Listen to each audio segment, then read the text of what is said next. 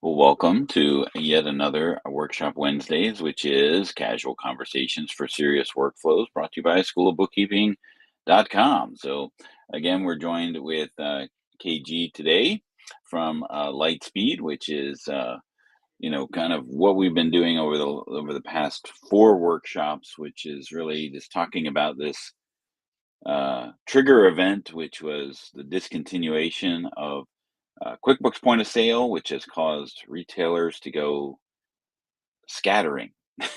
I guess it's probably we talked about it a little last week where this is kind of like a grudge purchase, where QuickBooks Point of Sale customers are kind of, well, what do I do at this point? And do they decide to stay? Do they, if they stay in QuickBooks Point of Sale, what are they going to experience?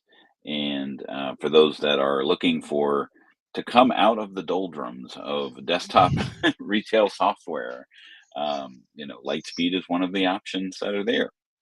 So KG, thanks again for joining us. This should be our last workshop discussion. Really appreciate your apartment there in the background, but it's not really your apartment. I mean, it could be if I was in a sunnier place. Right, but you're in Canada, Yes, Canada, yes, right? sir. Just north of the border, yes. Doesn't look like that today outside, does it? Absolutely not. No, it's we're going through what we consider like that happy before the storm. It's not cold, not freezing, Mm. but it's cold enough. But soon it will be covered in everything white. When is that normally in your neck of the woods? Is that I would February, say March? yeah. February is probably the coldest month. So Okay. it's probably going to about to get cold enough to freeze the lake. So soon, Okay. Right. Get ready for ice fishing, right? That's indeed. In I our mean, I small can just town, go we to have the a refrigerator and fish my own yeah, ice. yeah. We have in our town here we have our polar bear dip. So every year they cut out a big Ooh, square in the frozen lake and everyone just starts diving in. So that's going to be a thing.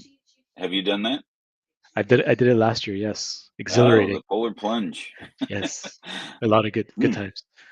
Better you than me. Next time I'll invite you. All right, yeah. All right. So we're wrapping up this series and migrating from QuickBooks Point of Sale to Lightspeed, because the main thing we want people to know is that there are other options that are out there, and what is your experience going to be like going from one platform to the other. And we've talked about the major differences between the two. One is a desktop software you have to download, install, backup, store data, have a network. Where Lightspeed, I'll leave that to you, KG. It's Mhm. what do you have to download and install? Nothing, right? I mean, Nothing. Yeah, you log in. unless you're using an iPad, which is Mhm. an app. In this case, everything else is a web browser. So you go to your specific domain, log in, and you register, and you're in your back office all in one. Right. So real easy to get started or implemented up and running in Lightspeed. The hardware.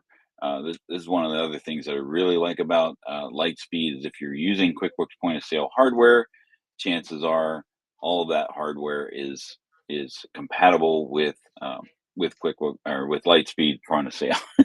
Yeah, Getting my my software crisscrossed there, but yeah. um, but your Lightspeed hardware bundle is Mhm. essentially similar to what they're already using, right? Correct. Yeah, what we've seen is a lot of companies that were using QuickBooks Desktop or QuickBooks Point of Sale are essentially using our supported hardware already. So that's the one huge hurdle for them not to have to jump over, which is buying new hardware and having to reinstall everything. Most everything is plug and play. Got it. Great. So that's one thing to consider when considering an alternative that's out there, because that's you'd have to rebuy that sort of thing if Exactly. you needed to transition. But since this is the last one and the end of workshops, we wanted to talk about the end of day procedure, which is something that's Mhm, kind of unique to retailers in mhm. general. That we want to kind of talk about, what that looks like in QuickBooks Point of Sale, and how that would transition Yeah. to Lightspeed Point of Sale. So the end of day is more of a retail terminology where the close, you're thinking like before software came into the Mhm, picture. Your end of day procedure, you've got a cash register over, ringing up sales throughout the day, um, and you want to basically start over the next day, right? So you've got cash that you want to take out, you want to leave a till, which is, the change that you want to leave into the cash register the next day, and then you want to take all that cash and take it to the bank, right? So mhm, uh, QuickBooks, QuickBooks Point of Sale will group what it calls its end of day procedure, which is one, doing running your end of day reports, which is either your X out report, your Z out report, or Z out drawer count report, right? Which you're running those reports to close out the register, to do that task of um, zeroing out your cash register till for the end of the next day, to be mhm, ready for the next day. But then it does some other tasks that are are are grouped together as part of that end of day. It'll back up the data, right? So now that you've ended your day, you want to back it up to make sure that, if there's a power outage or something like that, and you want to restore to that point, you have a restore point to go back to.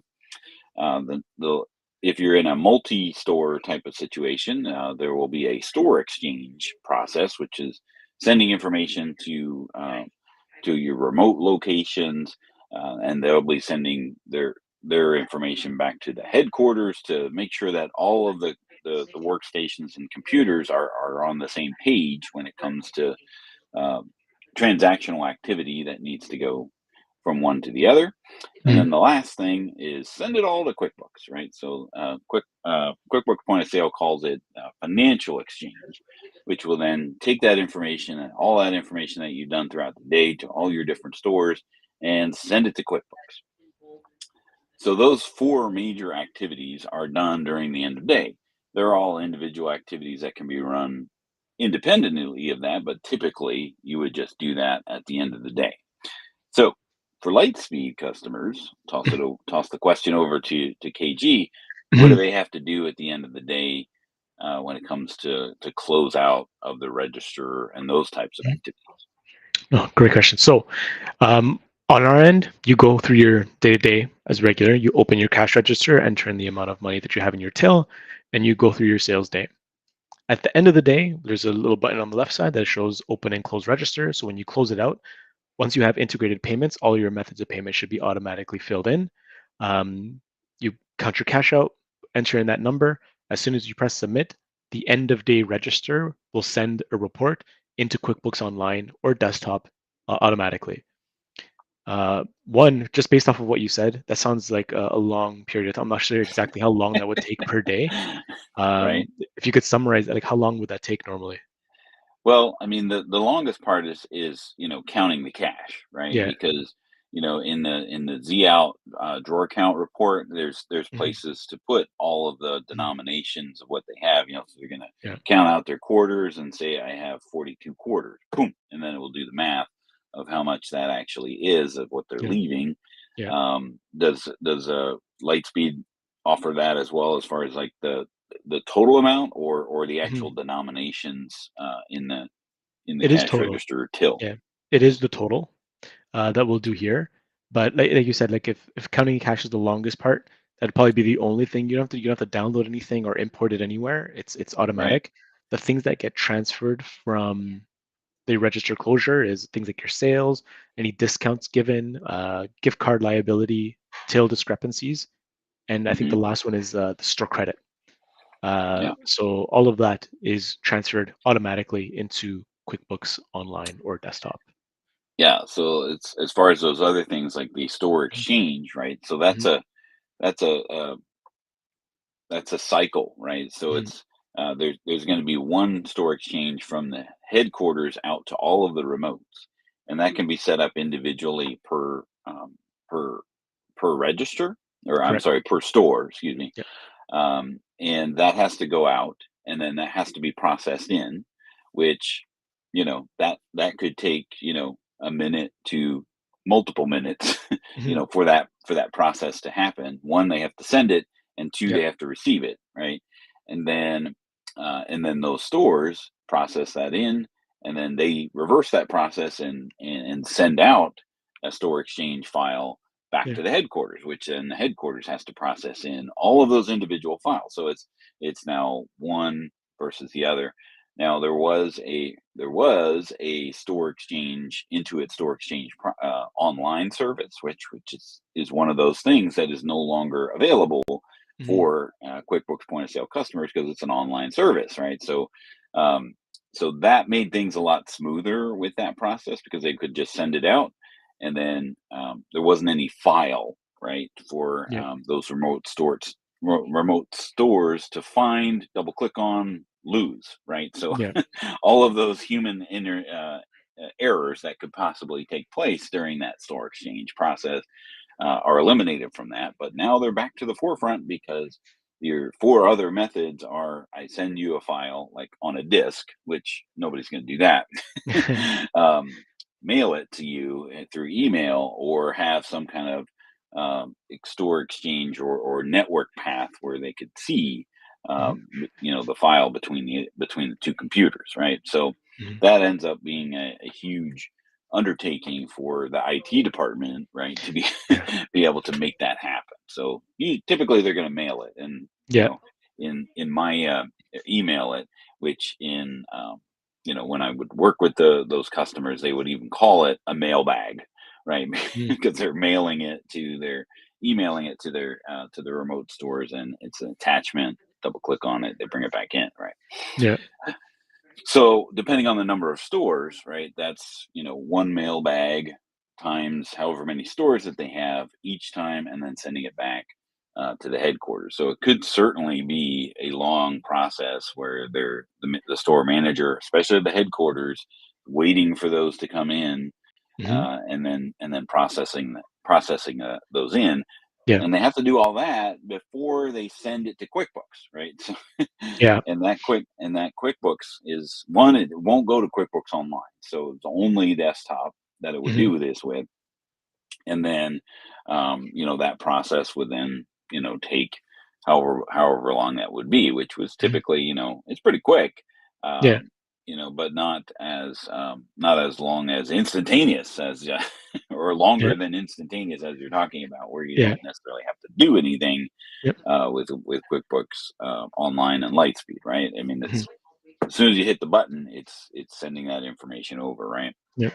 The time that goes into, let's say you are saving a lot of time doing this process, kind of sending out that bag, for example, you could actually just dedicate that time to just proactively going into all your accounts. And again, as an owner, you could just quickly log into the other locations and just make sure that everyone closed their register. Of course, when Yeah, we were training the people that are just onboarding, we always recommend, best practice, open and close your register every single day. Let's say they forget. Next morning when they come in, it'll actually say, hey, you forgot to close your register yesterday. Do you want to close it now? So we'll remind them. But again, best practice, close your register every single day. But again, if you're an owner and you have a little bit of extra time, not having to do manual things, just go in, log into each location, and you could see exactly who's left a register open. You can close it from remotely from anywhere. yeah. Well, I mean, that in and of itself is a huge time saver, right? So Hmm. being able to see those other stores from the Hmm. from the headquarters without actually, one, driving to those to Yeah, those locations, or trying to gas. get a Yeah, hold of somebody yeah, over there, like, hey, did you close out your register? They could hmm, actually just log in and see, yeah, because in the back office of Lightspeed, you can basically see all of your locations. Now you call them correct, outlets. Is that the correct. is that the Lightspeed term? Yeah, correct. So outlets would be considered a location, and then registers are registers.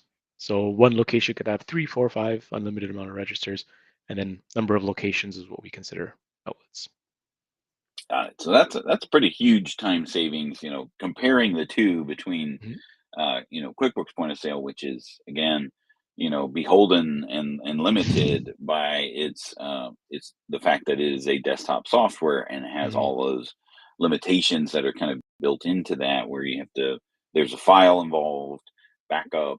You don't have to back up. mhm, Is there a good question? I think we mhm. may have talked about it before, but is Yeah. there like a restore point Mhm, with the software, with Lightspeed? So if something goes horribly wrong and they want to go mhm. back to yesterday, can they do that with Lightspeed, or how does that work? Yeah. I wouldn't say it's if it's when. It's when something goes horribly wrong, internet cuts out, someone comes in Yeah. and, I don't know, breaks your desktop or something, whatever it may be. Mhm. Regardless, every single time you do anything within the point of sale, it saves right away to the cloud.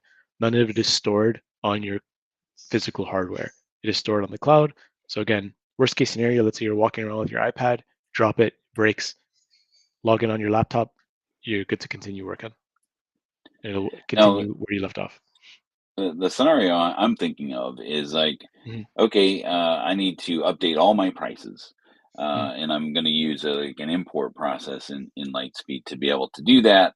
Oh no, I've duplicated my items. I just want to roll that back or undo that. Is there an option to do those types of things, or I imported all my customers?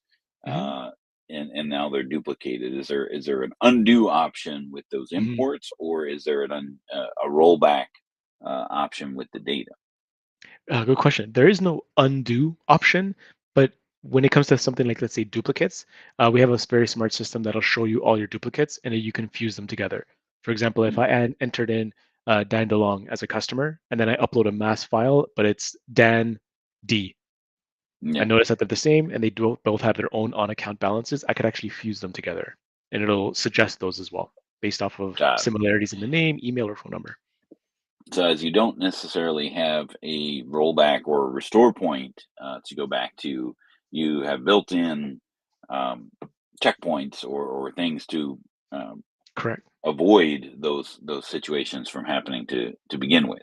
Like we Correct. we used to always say, we had this. There was a thing in point of sale called the price manager, and we called it the price Mhm. mangler, because because that's what would happen is people would mess up their Mhm. prices, and we always suggested to them, hey, force a backup, before Before before doing you anything. do this. But the developers actually came up with a better way to do things, so to be able Yeah. to just kind of roll that back. Because if you force a backup and then somebody's in the Mhm. price manager and it's taking an hour and Yeah. sales are happening, you don't necessarily want to go back to an hour ago, before that happens, Yeah. if you make a horrible dilemma with your prices. Yeah. So they actually did us one better by by Yeah. making it, and I think that's what you're referring to with Mhm. the developers of Lightspeed have thought Mhm. of, or at least tried to think of all the ways that a Mhm. customer could mess up their data Yeah. and avoid that from happening in the first place. Yeah. Yeah. Preventative measures in this case. Yes. Yeah. Nice, Yeah. nice way to put it. Yes, Yeah. exactly. And keep in mind that also because at the end of the day, these are two softwares talking to each other, and in the desktop situation, it's three because we need that middle Hmm. person to QuickBooks Desktop. There is still the option to manually send it to QuickBooks if for whatever reason it's not syncing. So you close your register, you go over to QuickBooks, it should be there almost immediately. Give it a quick refresh, it's not there. You can actually just go to your register closures. It'll show you all of them with a nice little QB button next to it that Hmm. says if it's green, you're good. If it's red, it hasn't done its sync yet. So you just click on it and sync it through. Um, but in most cases, it's automatic. There shouldn't be any issues, barring any Now, one of updates the on any one of the softwares. right, right, exactly. Now, one of the things that I really appreciated about the financial exchange with QuickBooks Point of Sale was its flexibility, Hmm. and you basically had three options when it came to how these transactions are going to go from QuickBooks Desktop Hmm. to QuickBooks financial, right? We'll just call financial is the or QuickBooks Point of Sale desktop to QuickBooks Financial, and that Mhm. was detail every transaction that was sold in your point of sale would come Mhm. over looking like it was created inside of QuickBooks. So the customer, the items that were sold on it, it didn't use Mhm. inventory because the inventory was overtaken by point of sale. It created dummy items that would represent the Yeah. product detail, but not necessarily decrement your quantity on hand. um, so you got the detail, you've got the daily sales summary, which would basically be the type of things that I sold, and you could choose to do that by department. You could do that Mhm. just by taxable, non-taxable, and then what it would do is it would put the payment items, so your cash, check, gift cards that were redeemed, Mhm. on account payments, those types of things would then be at the bottom. So you basically have this daily sales with the breakdown of your payment methods. $0 would actually be the total of that, but then you'd be able to pass the baton to QuickBooks to say, hey, okay, I'm going to go to the bank, so let's mirror what we did in reality. We took our checks and cash. The payment processor is going to be depositing the funds, so let's make that deposit and those types of things. And then you had this in between, right, where you could choose detail only for on account transactions. So, so if you sold something to a customer in out of your point of sale system, then that they didn't pay for, but you're going to bill them later, Mhm. you could send over the detail to QuickBooks. So just those types of transactions would have the detail. Mhm. And then everything else would be a daily sales summary to counter sales, right? Um, so that way you could use, you weren't minimizing what you could do inside of QuickBooks, where it comes with you could email them an invoice, they could pay online, and then QuickBooks could then make that automatic deposit for you. So that allowed you to utilize that. How do the transactions come over in Mhm. QuickBooks? I'm sorry, and I keep getting it wrong. In Lightspeed over to Mhm.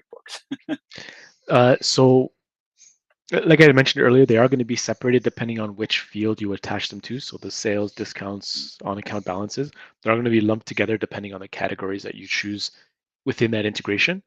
Um, so in short, very similar to the way it is now. Um, Keep it straightforward, so that way there's some parity on how you're using the Yeah. platform. So really, it's more focused on the daily sales summary Correct.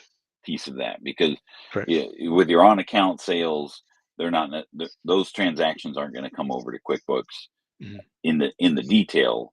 Correct. You're still going to be managing all that inside of Lightspeed. Correct. One thing I do want to point out, though, is that you're going to get one of those transactions for each register, right? Yeah. So the way that Lightspeed does it is it does it by register, right? So if Correct. you've got online sales for e-commerce, that is a register Correct. to Lightspeed. So you'll be able to segregate or see differently different transactions for each of those registers. Exactly. So you'll be able to run, reports um, on a customer basis, because those registers are created as customers inside of your QuickBooks. So, Exactly. so you'll be able to segregate those transactions out and get a little bit more useful reports inside QuickBooks, because those transactions are coming over individually and segregated by register, as opposed Exactly. to just making one big lump sum at the end of the day. Yeah, exactly. And those who come to us with an e-commerce platform, we always recommend an extra register to connect to your e-commerce. Name that register e-commerce or whatever it may be, and then that way, of course, it's open 24/7. Most businesses want to have it so that they can receive a sale anytime. Right? So if you open and close a register, it's more like a quick close and open right away. Yeah, So that way, because it there's sends all no the there's information. no cash to leave in the cash drawer, because there is no Exactly. change given Exactly. online. So you see everything accounted for, and then when you go over to QuickBooks, it'll show you, let's say, main location, main register, but then it'll also show you main location online. So that way it'll Mhm, show you, okay, which one is which, what's sold where, and again, it'll track things like gift cards, discounts, if any. mhm.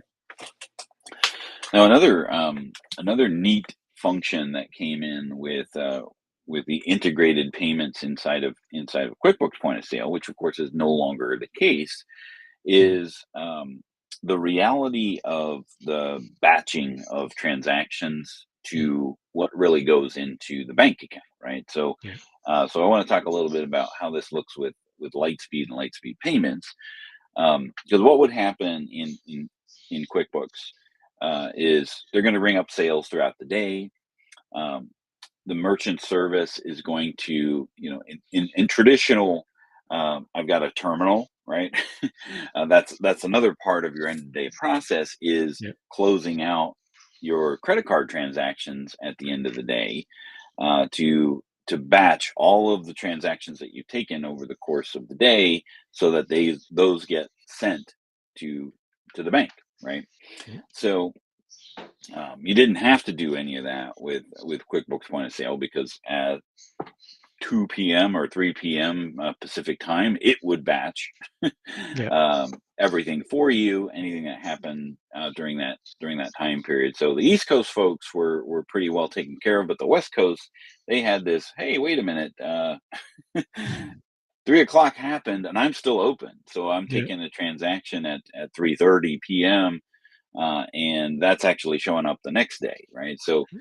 uh, Point of Sale created this reconciliation process that was automatically, so that batch ID, which is basically a number that was associated with the merchant account, would be fed back to QuickBooks, or Point of Sale, and passed along to QuickBooks during the end of day, so that when you go to the bank register, or go to make a deposit inside of QuickBooks, then Mhm. it would actually split those out by batch to make it a lot easier to reconcile the reality of what's been deposited Mhm. by what actually happened throughout that day. Because if you're just doing it based off of the transaction date, well, Mhm. you're out of luck, because Yeah. even though Sometimes it you ends did early. all those transactions that day, the reality is some of those went to the next day. Yeah. How does that work with Lightspeed and Lightspeed payments, Mhm. with regards to the reality of what happens with the funds transfer? So I'm not exactly sure about the times. That I'll have to double Okay, check with. I But threw I threw a threw a curveball. yeah, that one. Oh, you got me then. But I do know that it is calculated at the moment of transaction. So every transaction batched together, and then we send out next business day with our fee deducted already. Okay, And of course, there is a so you report that shows every it's a net transaction. it's a net deposit Net that deposit, shows up correct? in the bank. Okay, Correct. Net deposit of whatever it may be minus our fee, and then it is batched out daily. That I will find out we'll quickly to double check see. and figure that Yeah. out. Provide that as information. The Yeah. question I guess I have, So now, before I what would before I happen? Go ahead. mhm. Sorry, before I move so it's the what time is like the cutoff for Right. transactions. Yeah, gotcha. And then, you know, depending on the card type that that Mhm. that they're taking, Visa, Mastercard typically would get lumped together, and then, American Express, being the independent financial institution that it thinks it is, would be Mhm. would be deposited differently, as well as Discover, and you could also take JCB cards inside Mhm. of a QuickBooks Point of Sale. But how does that work with different cards like that, with Lightspeed payments? Do they all get lumped together in the Mhm. deposit minus the fees, or is Yeah. it separate? No, the good thing is that we make it very simple. One fee for all cards, right? So every single card doesn't matter. So that way you don't have to think about it. Customer comes in, you're not stopping them from transacting just because they're different card that they're using. So Amex, Discovery, MasterCard, doesn't matter. They're all the same. We'll deduct the fee per transaction and then lump it together for next day. And I did find an article that outlines the times. Oh, good. So, for example, in the US, it says 3 a.m. Eastern. So in this case, 12 p.m. Same Okay. thing as in Oh, Canada, should so be 11 a.m. everybody's end of day. Yeah, exactly. Yeah. Ours is the end of, let's say, the actual day time frame. Mhm. So it takes one business day, we cut it off, and then we batch out and pay next business day. Got it. Yeah. So and like that's interesting. So, because sometimes people Hmm. don't take American Express. That used to be the thing. It's like, oh, I'm not going to take American Express because their fees are higher. Yeah. That's not the case with Lightspeed payments. It doesn't matter if it's Visa, Mastercard, if they've got Mhm. 4% cash back, Yeah. that they're giving, that the cardholder is issuing, which is more than your fee, right? Mhm. Exactly. And then the discount fee. So sometimes they'll be underwater, but Mhm. you don't pull that back from the retailer though, right? Correct. And as an Amex user myself, it happens all the time. I'll go into a small business owner and they'll turn away my MasterCard. I'm like, I don't have any other card with me. So transaction is void now. Yeah. But in this case, correct. Any card doesn't matter. You no longer have to ask them. Just pay cash or card. They tap, swipe their Hmm. card, in and out. Customer leaves, they're happy. And yeah, that's it. Um, One thing debit cards. How does that can you take debit cards Yeah. in Lightspeed payments? And is the Yes, fee correct. differently? Because it Uh, I, was for mhm. QuickBooks. Yeah. I believe the fee is only different in Canada, whereas it's Oh. only that cents, like the 2.6 plus 10 cents, for example. It would only Uh-huh. be the 10 cents in Canada, but in the US, I believe it's the same for all cards. Okay. So So we they're lump it together as essentially cards. treated as Mhm. credit card transactions. Correct. Um, because there was a different fee structure for debit card, which is typically why people Mhm. would ask, is this Mhm. debit or Mhm. credit? Because the fees were less Yeah, when you were processing it with as a debit card. exactly. But even if they process it as a debit, they'll still get the option to put in their PIN through Exactly. the transaction terminal. Correct. Yes. They have the option to insert chip, put in their PIN, swipe, tap, Google Pay, Android Pay if they have Apple it. Pay. Yep, Yeah. got it. Yeah. All right. Well, I think that kind of puts an end to our day Hmm. of this end of day discussion with Lightspeed versus QuickBooks Point of Sale. KG, I really appreciate you joining us and making yourself No worries. available and showing your lovely apartment uh, there in the Yeah. background, which last week had some people walking in it. Somebody That'd walked behind you, I think, in the be great. the virtual background. Yeah. Grayed out, but. Any closing thoughts that you have on this series that we've had? Is that just to be confident in our ability here? Again, with any QuickBooks users, again, we've had a lot of experience now since the sunset. We're very confident. We have a team that's pretty much dedicated to just people that are transitioning from QuickBooks, and we've made it very simple. So give us a shot, check us out, and let us prove to you why we're a good fit. They've felt the pain and understand Yeah. that, and that's what I think I like the most about Lightspeed is that they're an all in one, potentially an all in one solution, whether it's Mhm. retail, e-commerce, and then they have uh, segues into their open API for those tougher situations Yeah. that might be necessary. So we appreciate you all joining us. Next Mhm. week we're gonna pick back up. I think actually Carrie's gonna be with us, which would be nice. And we're going to be talking about the customer deposits in QuickBooks 2024. So join us for that, and we appreciate you joining us today on the Workshop Wednesday. And have a great day. Take care, everybody.